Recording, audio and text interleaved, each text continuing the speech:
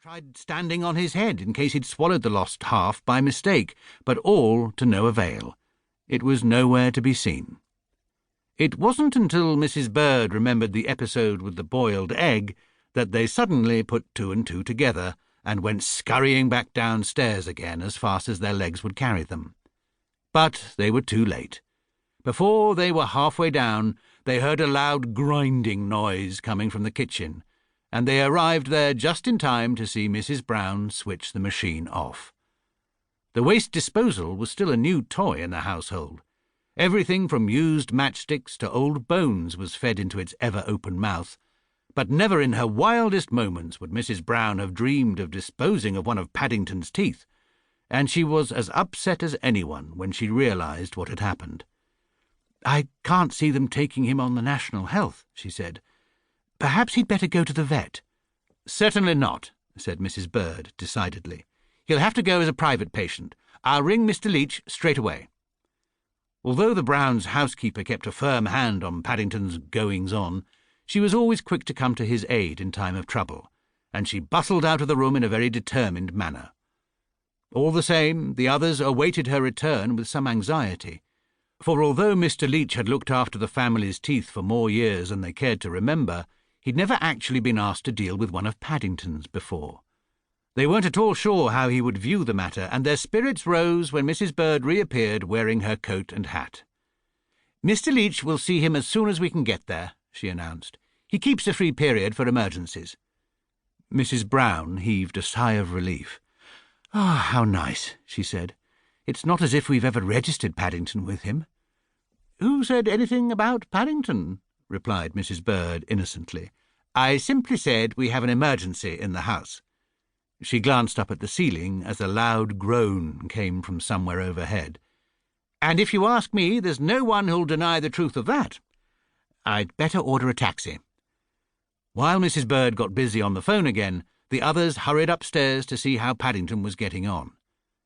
They found him sitting on the side of his bed, wearing a very woebegone expression on his face indeed, or rather the little of his face that could be seen, for most of it was concealed behind a large bath towel. Every so often a low groan issued from somewhere deep inside the folds, and if the news of his forthcoming visit to the dentist did little to raise his spirits, they received a further setback a few minutes later when he was ushered into the back of a waiting taxi. "Having trouble with your choppers, mate?" asked the driver, catching sight of the towel. "My choppers?" exclaimed Paddington. "I only hope he's not a strong union man," continued the driver as they moved away. "One out, the lot out." Mrs. Brown hastily closed the window between the two compartments. "Don't take any notice, dear," she said. "I'm sure you're doing the right thing. Mr. Leach is very good. He's been practising for years."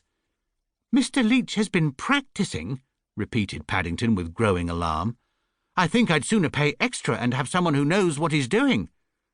The Browns exchanged glances. It was sometimes very difficult explaining things to Paddington, especially when he had his mind firmly fixed on something else, and they completed the rest of the journey in silence. However, if Paddington himself was beginning to have mixed feelings on the subject of his tooth, Mr. Leach had no such problems when they reached the surgery a short while later. "I'm afraid I shall have to charge extra," he said, as the situation was explained to him. "Bears have 42 teeth."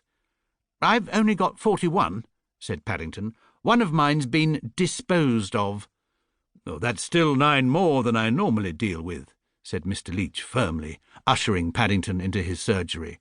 "None of my charts cover it for a start. I shall have to get my nurse to draw up a completely new one." "I do hope we are doing the right thing," said Mrs. Brown anxiously as the door closed behind them. "I feel it's all my fault." Mrs. Bird gave a snort. "More likely that bear's everlasting toffees," she said grimly. "They're well named. It's almost impossible to get rid of them. It's no wonder he's lost a tooth. He was testing them all day yesterday. I had to throw the saucepan away, and there were toffees all over the kitchen floor. I nearly ricked my ankle twice." Paddington's homemade toffees were a sore subject in the Brown household. It wasn't so much that they had set hard. In fact, had they done so, there might have been fewer complaints. but they'd ended up as a pile of large glutinous balls which stuck